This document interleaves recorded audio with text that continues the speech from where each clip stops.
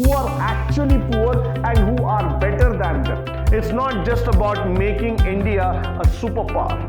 There are two categories.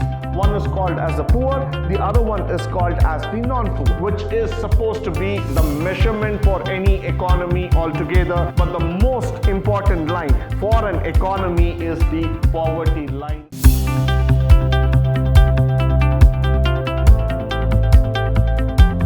Good morning and welcome to the second session of challenges facing the Indian economy, and we were talking about the poverty at the outset in the previous session. Now this session is going to be interesting in terms of understanding what are the different factors that govern into the poverty and how poverty is really making a very big difference to a nation altogether. So let's go in forward and quickly look into the topics that we are going to cover today in this session.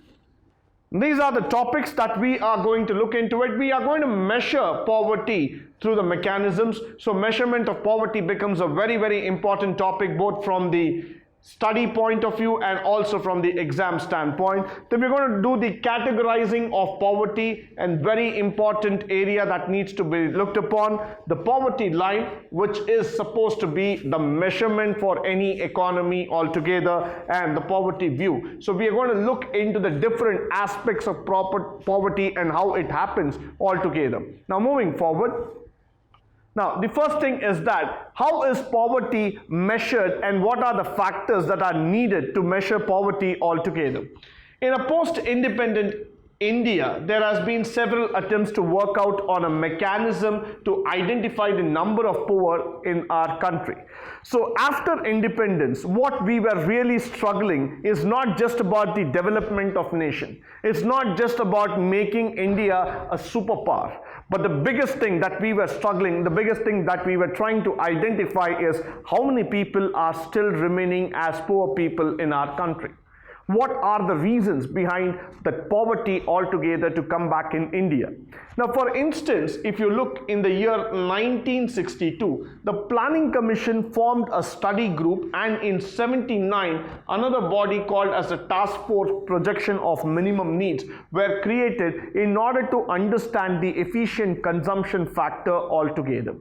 So right on the years that we start looking in economics, year after year, the 5-year plan after the next 5-year plan, we have been always trying to concentrate about poverty, trying to find out the means and measures to overcome it and make ourselves available in such a manner so that we are able to eradicate poverty and look into the minimum needs of the people at any given point of time. In the year 1989, an expert group was constituted for the same purpose. Imagine in a country like India, which has got several rich factors altogether. It is blessed in terms of the minerals, it's blessed in terms of resources and so many other things. But still, expert groups were created only to identify and measure poverty. That was the impact of poverty on any nation, especially in India. Because after the independence factor, what has been really relevant to India is that bring all the people to the common stand.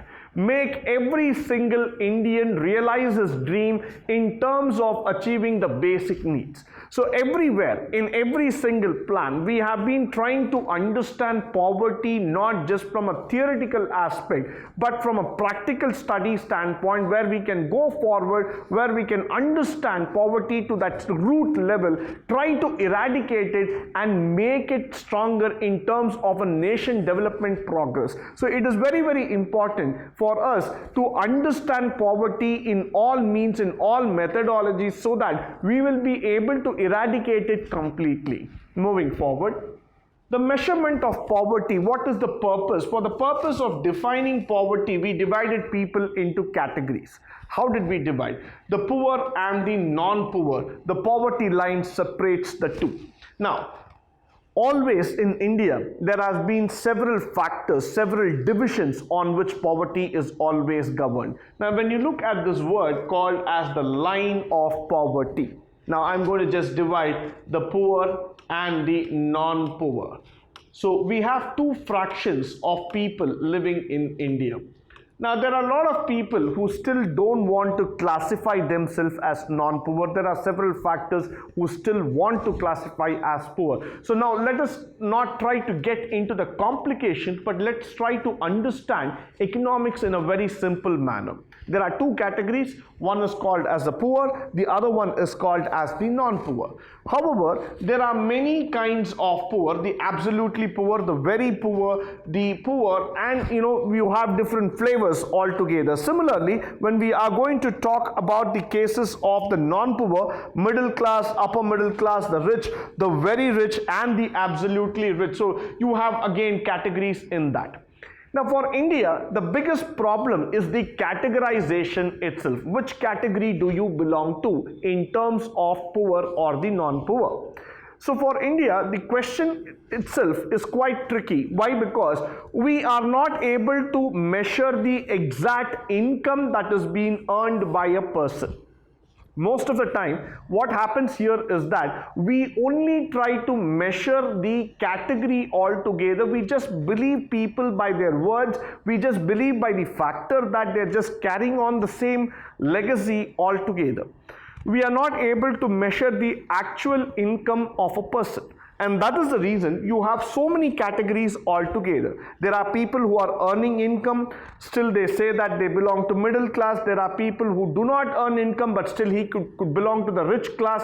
There are people who are earning higher income, but still they are not able to meet the needs. They still come under the lower middle class. There are so many factors, so many complications that are involved. But why is this complication coming is that we don't have a proper yardstick, proper measurement scale altogether. So when you think about this line, the line of poverty, it is a very, very thin and a fine line which needs to be defined in the clearest manner as far as possible. So that is why I always try to understand the differentiation between poor and non-poor from the factor of accessibility, from the factor of living conditions altogether.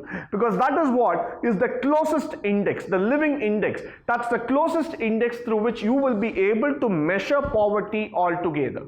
Now, if you say that you are absolutely poor or absolutely rich, it only makes a difference in terms of the accessibility, in terms of how you are able to satisfy your needs altogether. So moving forward, the categories of poverty. We are very, very interested and also enthusiastic about the factor that how are the poor classified, because the rich is classified under only one single name called as the rich.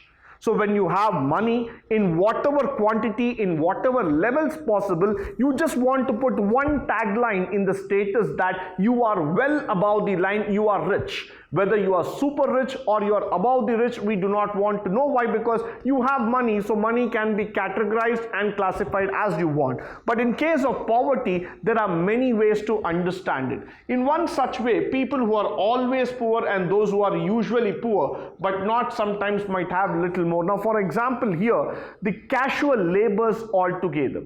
Sometimes the casual laborers do not have employment with them. They do not have enough needs or enough ways to manage the daily resources. So what happens to those casual resources, casual laborers altogether is that they are not able to get their food, they are not able to get the minimum shelter or clothing altogether. So it becomes very important for each one of us to understand at this juncture, understand at this point that you are not able to categorize people just like that, categorize poverty just like that. There are people who are poor sometimes, and there are the same kind of people who become absolutely poor.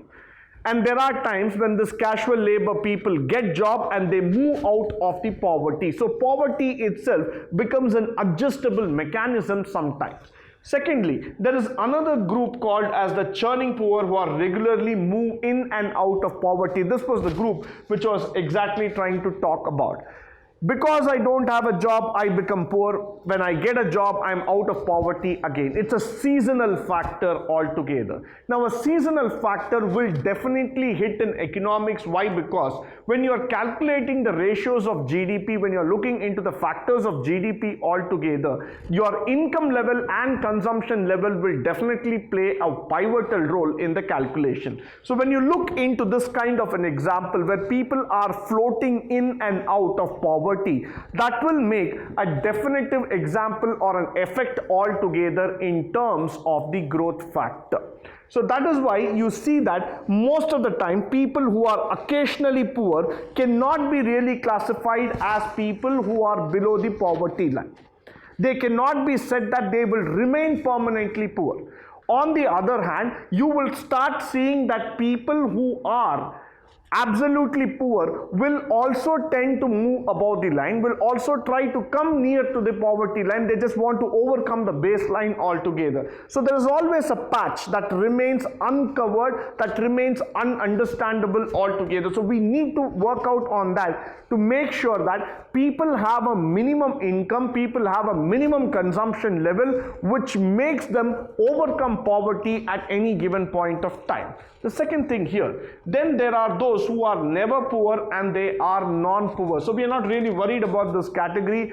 We need to understand the factor that they are not poor. They always have some kind of job, they have some kind of income, so no need to worry. They will not fall in the category of poor. At some point of time they'll overcome and they are always above the poverty line, so no need to worry much about them. Not much of classification is needed there. Now moving forward, the poverty line, the line which is still considered to be the most powerful line in the economy altogether. Though we have a lot of lines in the borders, though we have a lot of line of control, we have a lot of lines that we have not yet been able to understand or decipher, or we consider those lines to be even more challenging. But the most important line for an economy is the poverty line altogether. This needs to be underlined, this needs to be understood very, very clearly. There are many ways of measuring poverty. One way of determining it is the monetary value. So I'm now going to use a word called as the